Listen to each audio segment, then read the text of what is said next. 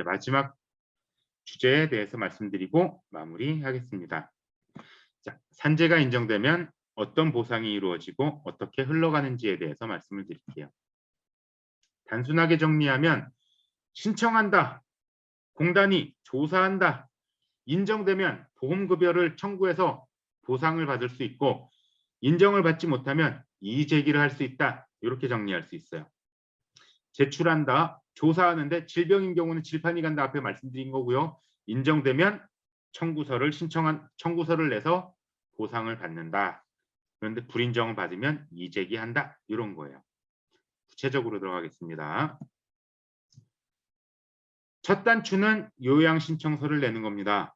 자, 그런데 이 요양신청서를 내는 과정이 험난한 경우들이 좀 있죠. 산재 신청하면은 회사에 되게 막 못된 짓 하는 것 같고 산재 신청했다가 불이익당하는 거 아닌지 걱정도 되고요.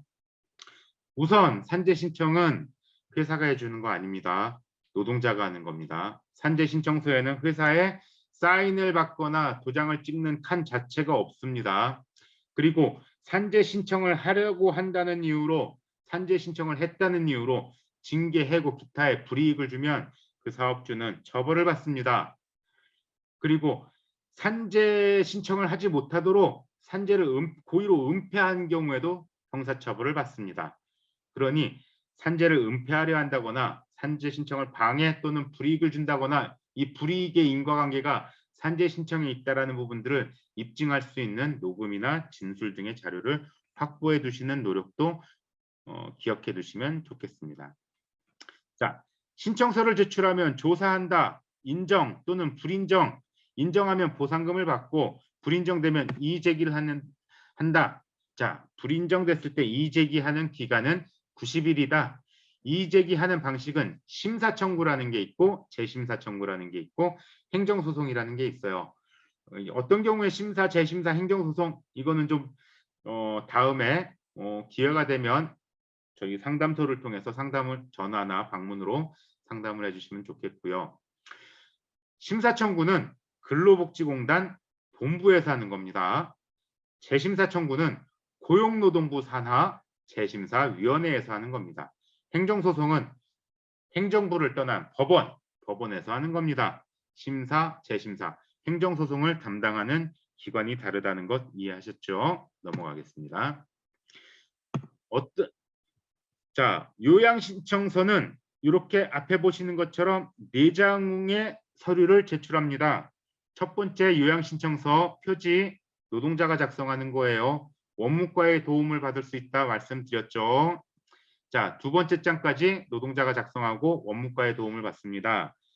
세 번째 장 소견서 의사 선생님이 주치의가 작성을 합니다. 그리고 병원에 직인을 찍겠죠. 자, 어쨌든 이렇게 4장을 작성해서 제출을 하고요. 자, 첫 장의 내용이에요. 뭐 성명, 주민번호, 주소 뭐 이런 거 쓰기 어렵지 않으시죠? 재해 발생 일시, 사고가 났으면 사고 난 날짜, 시간을 적으시면 돼요. 질병일 때는 어떻게 적을까요? 진단받은 날, 진단일이 재해 발생일이 됩니다. 나머지 뭐 출퇴근 시간, 사업주와 뭐 친인척이냐 아니냐 뭐 이런 거 다 체크하시면 됩니다.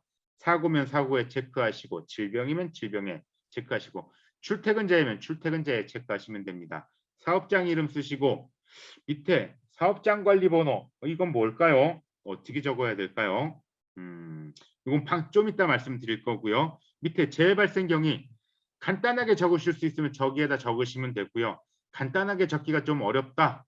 질병 같은 경우는 언제부터 어떤 일을 해왔다 이런 것들을 그 과정을 쭉 누적된 노출된 기간을 쭉 적어야 되니까 길어질 수 있잖아요. 그러면 별지 참조라고 해놓고 별도의 서류를 작성하시면 됩니다.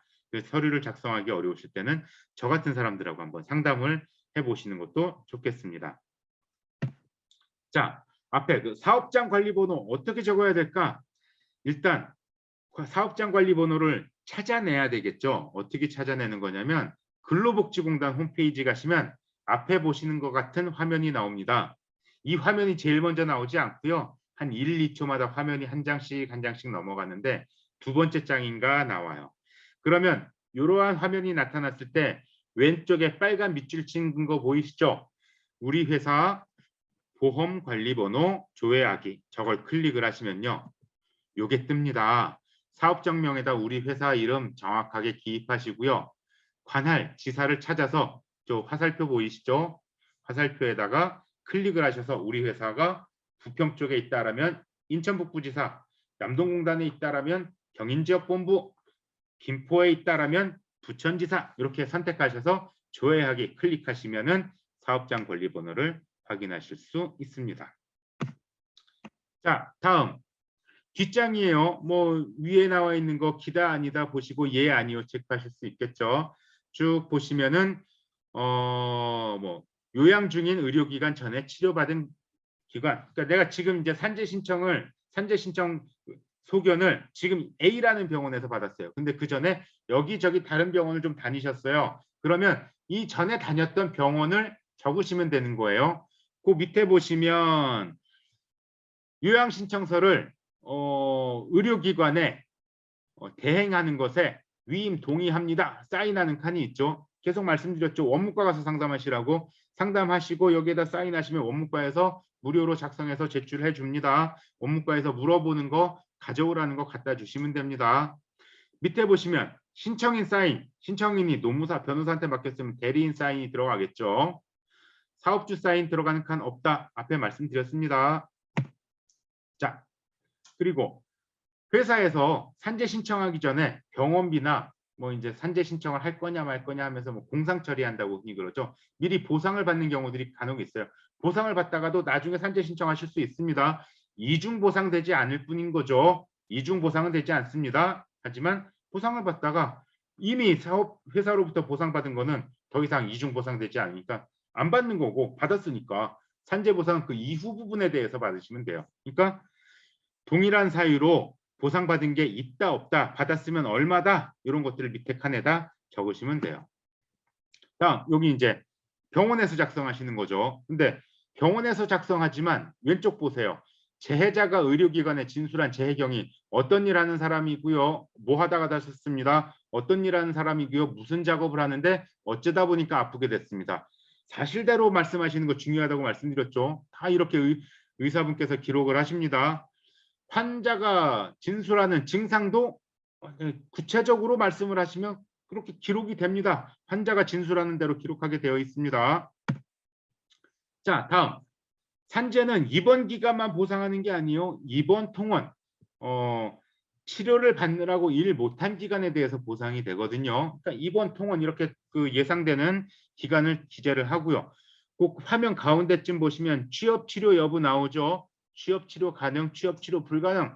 자, 병원에서 체크합니다. 근데 이 부분은 제출하기 전에 한번 직접 확인을 해보시면 좋겠어요.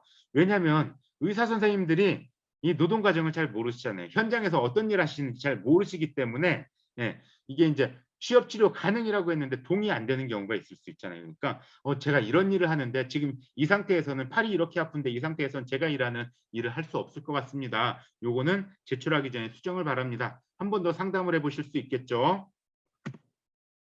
자, 산재가 인정되면 앞에 화면에 보이시는 이러한 내용들이 보상됩니다. 한꺼번에 다 나오는 거 아니고요. 위에 보이시는 이 요양급여, 휴업급여는 치료받는 기간에 받는 거예요. 산재 요양 기간 중에 휴업급여는 70%인데요. 상병보상연금은 환자의 상태가 좀 심해서 중증이라서 그 상태가 이제 1, 2, 3등급으로 나눠지거든요. 거기 그럼 휴업급여 70%보다 조금 높게 지급하는 것을 상병보상연금이라고 하고요. 장기간 요양받으시는 중증 환자인 경우에 받는 건데 이건 아무튼 요양 기간에 받는 겁니다. 요양급여와 휴업급여, 상병보상연금은. 아래에 있는 세 가지는 장애, 간병, 직업재활급여는 요양이 종결된 이후에 장애 판정을 받아서 거기에 해당하는 장애 보상을 받거나 장애가 남아서 계속해서 간병을 받아야 되는 경우에 간병급여, 장애 때문에 복귀가 어려운 경우에 그 재활 훈련 또는 이 복귀를 시킨 사업장에 대한 어떤 지원, 이런 것들이 직업 재활급여입니다. 그리고 이 왼쪽에 보이시는 유족급여 장애비는 불행하게 노동자께서 돌아가셨을 때 지급되는 것들입니다. 자, 인정됐다. 제일 먼저 하시는 것들은 요양비 청구와 휴업급여입니다. 자, 병원에 위임합니다. 어렵지 않습니다. 하지만 서류가 들어가야 그 보상이 지급됩니다. 서류가 들어가지 않으면 지급되지 않습니다. 산재 인정됐다는 통보는 받았는데 나오는 게 없어요 하시는 상담을 받은 적이 있어요. 서류가 들어가지 않았기 때문입니다. 병원에 위임하시거나 위임하지 않으시면 직접 작성해서라도 제출을 하셔야 됩니다. 자, 요양비 청구는 병원비 냈던 거 돌려받는 거예요. 그런데 이게 다는 아니에요. 왜? 건강보험으로 치료받아서 영수증 받으면 급여, 비급여 있잖아요. 건강보험의 급여, 비급여랑 산재보험의 급여, 비급여가 거의 비슷합니다. 근데 건강보험에서 급여 부분에서 납부한 돈을 돌려받으신다라고 이해하실 수 있습니다. 그리고 내가 지금 치료받는 병원 이전에 다른 병원들을 좀 다니셨을 수가 있잖아요. 근데 이제 인과관계 그 병원에서 치료받은 게 산재로 인정을 받았으면 거기서도 병원비 돌려받으실 게 있죠. 그러면은 좀 발품을 팔으셔서 그 병원 가서 나 요양비 청구하겠습니다. 서류 작성해 주세요. 그래서 이제 받아서 직접 제출하시면 됩니다. 그럼 이제 여기 보시면은 통원 내역서 이건 뭐냐면 그 병원에서 다녔던 통원했던 그 통원 내역서를 제출하면 이제 대중교통 비용을 계산해서 근로복지공단에서 지급하는 게 있어요. 참고로 말씀드리고요. 휴업급여도 마찬가지로 원무과에 상담하시면 됩니다. 주의하실 점은 휴업급여는 요양하느라 치료받느라 일 못한 기간, 휴업기간에 대해서 지급을 합니다. 일을 하면 휴업급여가 안 나오겠죠. 일을 해서 돈을 벌면요. 또 하나, 일은 못하고 있지만 돈이 없어서 이게 산재 인정받으려면 한 달에서 뭐 평균 4개월 길게는 1년 이러다 보면 일을 못해서 돈이 없는 경우들이 있잖아요. 병원을 못 다니시는 경우들 많은데 치료 꼭 받으셔야 돼요. 일단 건강이 우선이기 때문에 치료를 받으셔야 되고요.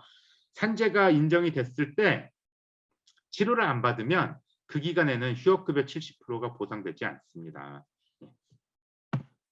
자, 종결이 되면 장애보상 청구를 합니다. 이제 그 산재가 종결될 즈음에 이제 병원 원무과 그리고 주치의사 선생님하고 상담을 하는 거죠. 장애 관련해서. 그래서 장애가 있을 것 같다라면 이제 종결된 이후에 장애 진단서를 병원에서 받아서 병원 원무과의 협조를 받아서 청구서를 작성하는 거죠. 그래서 진단서 첨부해 갖고 제출을 합니다. 그러면은 이제 근로복지공단도 그 지역의 의사분들로부터 자문을 받습니다. 자문의라고 부르거든요. 근데 자문의도 진료 과목이 다 다를 거잖아요.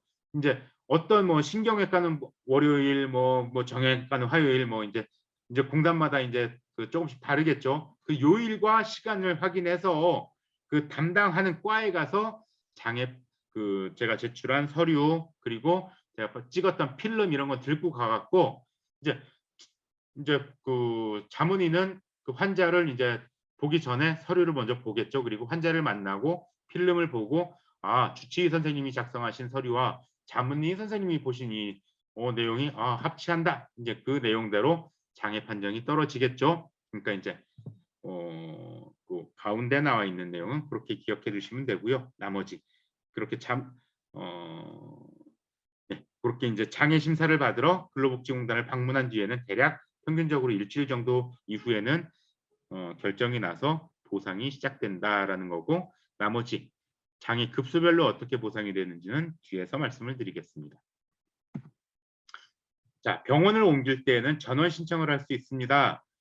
화면 왼쪽에 1, 2, 3번이 전원 신청 사유고요. 1, 3번은 병원의 인력, 시설 또는 전문적인 치료와 관련된 인력, 시설, 전문성 관련해서 병원을 옮기는 것이 전원 신청의 사유고 2번 어느 정도 좀 호전돼서 집 가까운 데서 치료를 받아야 되겠다. 이것도 전원 신청의 사유가 될 수 있습니다. 지금 다니고 있는 병원에서 상담하시면 됩니다. 물론 옮겨가실 병원은 미리 알아두셔야 되겠죠. 다음 진료계획서. 산재 치료를 받는 즉 요양기간을 연장할 것이냐 말 것이냐는 진료계획서를 제출함으로써 결정이 됩니다. 병원에서 직접 근로복지공단으로 제출하고요. 이제 계속 쭉 산재 치료를 받으시는 중에는 보통 원무과에서 잘 챙겨주시는데 어쩌다 가끔 까먹으시는 분들 계세요. 그러니까 혹시 모르니까 내가 산재 요양이 언제까지다라는 걸 미리 기간을 확인해 두셨다가 끝나기 한 열흘쯤 전에 원무과에 전화든 방문이든 한 번쯤 가서 물어보시는 거죠. 요번에 진료계획서 요양 연장 어떻게 될까요? 이렇게 상담을 하고 필요하면 주치의 선생님 또 이제 외래로 이렇게 만나실 수 있는 거죠. 그래서 이제 진료계획서를 제출을 하면 그거에 대해서 타당성을 심사해서 근로복지공단이 연장을 해줄지 단축을 할지 종결을 시킬지를 결정을 하도록 절차가 진행이 됩니다. 다음 추가 상병, 재요양 이런 말이 나오는데 추가 상병이라는 거는 예를 들면 이거예요. 추락을 했어요. 한 사다리 작업을 하다가 한 1.5m에서 추락을 했어요. 처음에 허리만 너무 아파서 이제 허리 MRI 찍고 이제 급성 외상이네요 해서 이제 산재 치료가 진행되는데 처음엔 미처 몰랐는데 다리가 계속 아픈 거예요. 보니까 무릎 연골도 그때 같이 나간 거죠. 이렇게 미처 발견하지 못했던 거 또는 염증 질환이 계속 악화되어서 그러니까 처음에 다쳤던 게 원인이 되어서 새로운 질병으로 발전하거나 또는 치료 과정에서 부작용으로 또 새로운 질환이 발생할 수도 있잖아요. 이러한 것들이 추가 상병의 대상이 된다라는 거고요. 재요양이라는 건 이미 종결된 뒤에도 재발되거나 악화될 수 있잖아요. 그 부분에 대해서 재요양 신청을 통해서 보상을 받을 수 있다라는 거죠. 실무적으로 재요양 신청은 좀 제약되어 있긴 합니다. 좀 인정받기가 좀 어려운 부분이 있긴 한데 어쨌거나 재요양이라는 보상 절차가 정해져 있다. 노동자 보호제도가 산재 노동자 보호제도가 정해져 있다라는 거 안내해 드리고요. 자, 치료받느라고 일 못한 기간에는 휴업급여 70% 받는다 계속 말씀드리죠. 그 휴업급여를 제대로 산정하려면 내가 받았던 임금이 얼마다라는 자료를 내야 되는데 1년치가 필요하다 말씀드렸고요. 그리고 그런데 임금이 너무 낮은 경우에 이 70%를 계산했더니 최저임금보다 낮더라. 그러면 최저임금으로 보상이 됩니다. 또는 취업 치료를 하면서 산재 요양을 받는 경우도 있어요. 그러면 이게 부분 휴업급여라고 일해서 받는 임금 그리고 임금과 원래 받았던 평균 임금 사이의 차액의 일정 부분 90% 부분을 부분 휴업급여라고 지급하거든요. 그러니까 예를 들면 내가 원래는 잔업특근 해가지고 평균적으로 하루 10만 원을 버는데 치료받으면서 일하다 보니까 하루에 7만 원밖에 못 벌어요. 그러면 차이가 3만 원이잖아요. 그러면은 부분 휴업급여가 인정되면 그 3만 원의 90%인 2만 7천 원만 공단이 제공한다라는 건데 요거는 이 일을 하면서 치료를 하는 게 악화시키거나 또는 치료를 지연시킨다면 부분 휴업급여는 승인날 수 없는 겁니다. 당연히 휴업 치료를 해야지 취업 치료하면 안 되겠죠. 그리고 악화되거나 치료를 지연시킬 가능성은 요소에 박혀 있어요. 즉 노동시간이 들쭉날쭉하거나 내가 원래 담당하는 업무 말고도 이거저거 할 수 있잖아요. 그러다 보면 악화시킬 수도 있고 지연시킬 수도 있습니다. 그러니까 이러한 요건들을 공단이 심사해서 부분 휴업급여를 승인한다라는 말씀이고요. 밑에 있는 고령자 휴업급여는 산재 요양을 오래 받으시는 분이 산재 요양을 계속 받으면서 매달 70%씩을 받다가 61세가 되면 그때부터 4%씩 매년 깎여간다라는 얘기예요. 하지만 이미 61세 지나서 산재를 당하신 경우에는 처음 2년 동안은 깎이지 않는다. 그리고 앞에서 재요양 말씀드렸죠. 처음에는 A라는 회사에서 다쳤고 그때는 한 달에 300만 원을 벌었는데 다음에 재요양할 때는 B라는 회사에서 다쳤고 여기선 400만 원을 받는다. 그러면 B라는 회사에서 재요양 들어갈 시점에 그 당시에 받는 기준으로 휴업급여를 받는다는 거죠. 그런데 재요양 들어갈 시점에 아파서 장애 때문에 계속 일을 못 하실 경우가 있어요. 그럴 경우엔 최저임금 또는 사업주가 됐어요. 그럴 경우에도 최저임금, 즉 임금 소득이 없을 경우엔 최저임금 기준으로 적용한다라는 겁니다. 장애 등급은 1급부터 14급으로 정해져 있습니다. 자, 장애를 판정하는 시점은 요양이 종결된 이후예요. 근데 요양을 종결하는 건 완치를 말하지 않습니다. 즉 완치가 아니라 더 이상 치료해도 더 나아질 수 없다. 즉 증상이 고정되었다. 그 고정되어 있는 증상에 대해서 장애 판정을 하는 거죠. 자, 1급부터 3급은 연금이다. 연금은 어떻게 지급되느냐? 1급 옆에 보시면 329일치 나와 있잖아요. 저건 1년치를 말하는 거예요. 그러니까 329일치를 12달로 나누면 대략 29일치 정도 나올 거거든요. 그러니까 한 달에 29일치 정도씩 1년 동안 받으면 329일치가 된다는 거죠. 자, 4급부터 7급은 연금과 일시금 중에 선택할 수 있습니다. 예를 들어 7급인데 장애 7급인데 일시금을 선택하면 616일치를 받고 끝. 그런데 연금을 선택하면 138일분을 받습니다. 1년 동안. 그런데 연금이라는 건 평생 받으시는 거거든요. 그러니까 연금을 선택하실지 일시금을 선택하실지 신중하게 고려하셔야 됩니다. 그리고 매년 같은 금액이 아니라 전체 우리나라 대한민국 노동자들이 받는 임금이 매년 조금씩 오를 거 아니에요. 그 올라간 비율을 반영해서 연금의 액수도 올라갑니다. 그러니까 연금과 일시금은 신중하게 선택하셔야 되고요. 1, 2, 3급은 연금밖에 없는데 왜 일시금이 쓰여 있잖아요. 저거 뭐냐면 연금을 선택하면서도 돈이 필요하신 경우에 일시금의 절반을 신청하고 연금을 반으로 깎아서 받는 방식도 선택하실 수 있어요. 반액 일시금이라고 말하는데요. 이것도 좀 신중하실 필요가 있습니다. 연금이 절반으로 깎이니까.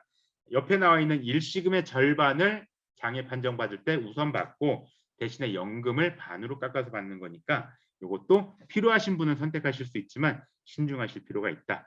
8급 아래로는 연금이 없습니다. 그리고 13급 이상의 장애 등급이 그러니까 여기저기 다쳐서 허리도 다쳤고 어깨도 다쳤고 했을 때 각각의 장애 등급이 뭐 허리는 몇 급, 어깨는 몇 급 이렇게 나왔을 때 그게 13급 이상이 2개 이상이면 장애 등급이 높은 것 기준으로 더 올라갈 수 있다라는 거고요. 자세한 거는 상담을 통해서 확인하시는 게 좋겠습니다. 그 밖의 급여들도 자료를 통해서 확인해 보시면 좋겠습니다. 자, 이제 마지막 페이지 말씀을 드리고 마무리하도록 할게요. 산재보상제도는 사회보장제도예요. 사회보장제도의 특성은 강제성과 보편성이라고 말씀드릴 수 있겠습니다. 산재보험제도는 강제가입, 의무가입이라고 계속 말씀드렸잖아요. 그러니까 산재보험료 안 냈어, 가입 안 했어라는 이유로 보상이 안 되는 건 결코 아닙니다. 보상은 받고 사업주는 밀린 보험료를 내는 겁니다. 이러한 강제성과 보편성을 가지고 있는 사회보장제도이면서 동시에 책임보험의 성격도 가지고 있어요. 무슨 말이냐?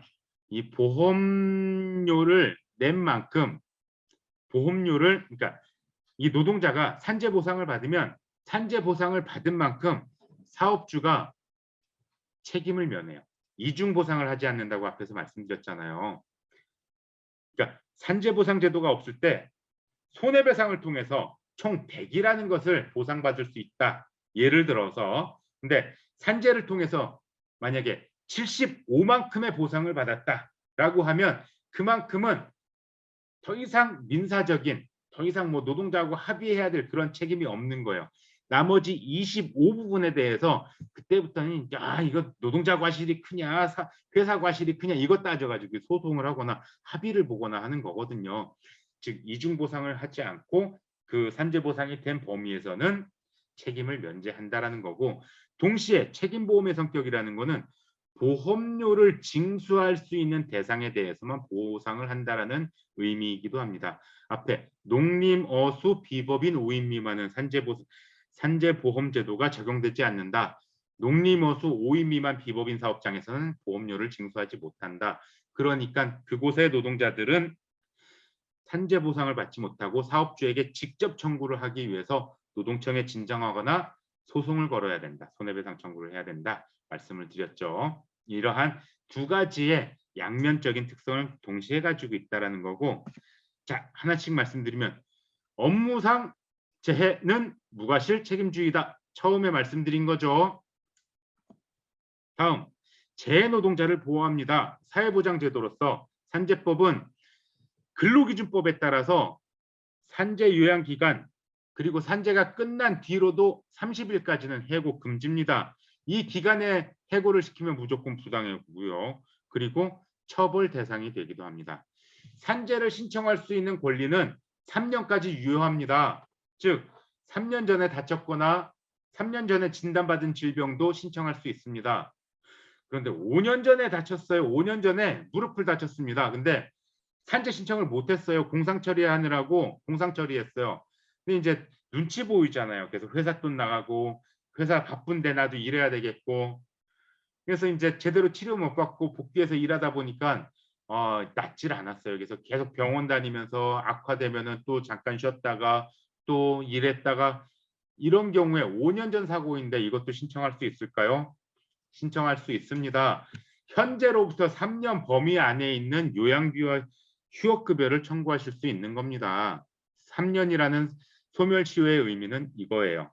다음, 산재 보상을 청구할 수 있는 권리는 남에게 넘겨줄 수가 없습니다. 그리고 남이 빼앗아 갈 수도 없습니다. 양도 압류가 금지됩니다.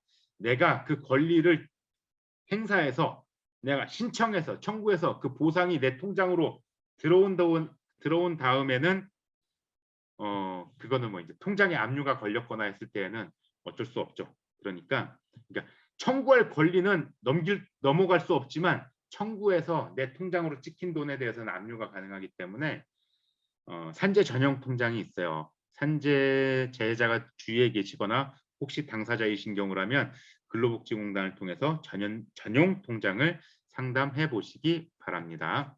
그리고 산재 보상에 대해서는 세금이 붙지 않고요. 재요양 그리고 앞에 재활급여 말씀드렸죠. 노동자의 재활훈련 또는 직장으로 복귀시키는 사업장에 대한 지원 이러한 것들도 노동자를 보호하는 제도로 보장이 되어 있다라는 거죠. 다음. 자, 이번에 이제 양면적인 특성인데요. 사업주가 보험료를 전액 부담한다는 건 말씀드렸죠. 손해배상을 통해서 납부할 것을 보험료로 분담하는 거니까. 하지만 노동자가 받는 보상만큼 사업주의 책임은 면제된다라는 책임보험의 성격이 있다라는 거고. 자, 간접보상이라는 거는 산재보상제도의 장점이에요. 사업주가 직접 보상하는 거는 위험성이 있어요. 그러니까 소송을 통해서 인정을 받았지만 사업주가 재력이 없다면 실제로 받아낼 수가 또는 재산을 숨겼다면 제대로 이제 받아낼 수가 없는 경우가 있잖아요. 그래서 근로복지공단이 보험료를 관리하면서 그 기금을 가지고 근로복지공단을 통해서 간접보상을 하는 것은 안정적인 지급이라는 장점입니다. 하지만 근로복지공단은 먼저 이게 업무상 재해냐를 먼저 평가합니다. 그래서 인정된 이후에 보상을 합니다. 그래서 짧게는 한 달, 평균적으로 4개월, 길게는 막 1년 이렇게 긴 시간이 걸려서 보상을 받게 되면서 그 과정에서 산재 노동자가 고통을 당하거나 좀 안타까운 소식이 들리는 경우들이 종종 있습니다. 이 의미는 선평가 후 보상의 의미는 이 산재 환자가 이게 업무상 재해라는 걸 증명할 책임이 있다라는 의미하고도 연관이 되겠죠. 이게 하루빨리 좀 제도 개선이 필요한 부분입니다. 이 건강보험과 산재보험 사이에 이 보상급여에 대한 격차를 해소하는 게 하나의 해결의 단추가 아니겠냐 이렇게 얘기하시는 분들이 있거든요. 그러한 문제들에 대해서도 좀 심도 있게 논의가 되고 제도가 개선이 되면 좋겠다라는 생각이 듭니다. 자, 마지막으로 산재법 적용 범위 내의 노동자에 대한 보상, 즉 앞에서 농림, 어수, 비법인, 오임이면 말씀드렸죠. 산재법이 적용되지 않아서 보험료를 징수할 수 없는 그 사업장에 대해서는 노동자에 대해서도 보상이 되지 않는 한계가 있다. 이제 그리고 특수고용 노동자도 특수고용 직종은 계속해서 엄청나게 늘어나고 있죠. 하지만 산재법이 정해놓은 직종 안에서만 보상이 되고 있어요. 이러한 제도적인 한계가 책임보험의 성격을 가지고 있는 것을 반영하고 있다는 말씀입니다. 긴 시간 이야기 들어주셔서 고맙고요. 이상으로 마무리하겠습니다. 앞에 보시는데 저희 그 상담소 연락처 있고요. 예. 궁금하신 점이 있으면 연락 주시고 상담을 해주시면 되겠습니다. 이제 그 음소거 해제하신 거 풀으시고요. 그 화면 중지하신 것도 풀으셔서 질문 있으시면 질문 주시면 되겠습니다. 질문 없으시면 그냥 퇴장하셔도 되겠고요. 저는 조금 더 남아 있겠습니다.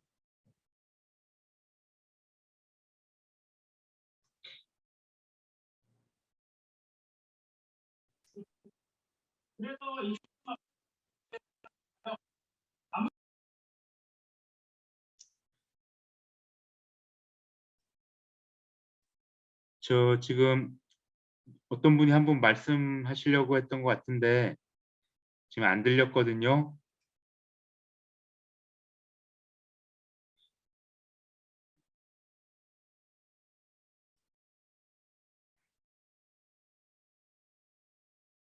예, 혹시 저 음성 기능이 왜 이럴까요? 공유 중지 않고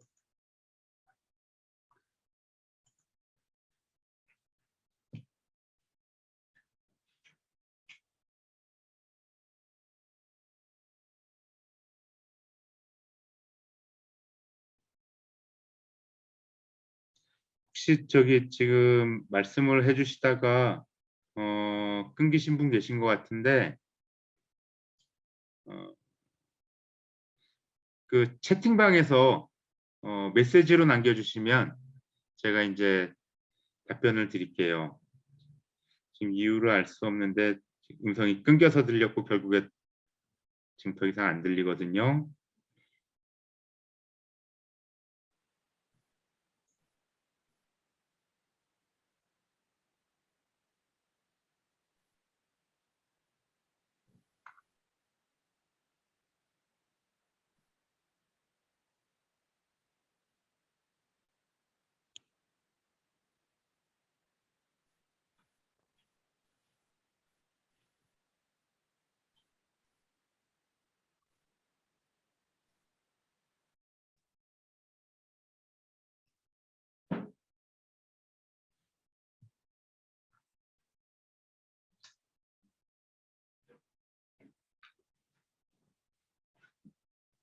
예, 저희 그 화면에 아까 보셨던 연락처로 전화 주셔서 상담하실 수 있고요. 지금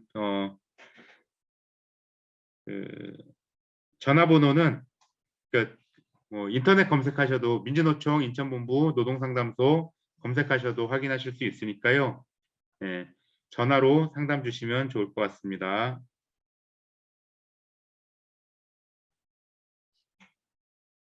이거 참고로 지금은 오늘은 업무가 종료됐으니까 일과 시간 중에 연락 주시면 고맙겠습니다. 예. 추가로 더 질문 없으신가요? 추가 질문 없으시면 저희 온라인 창 닫아도 될까요?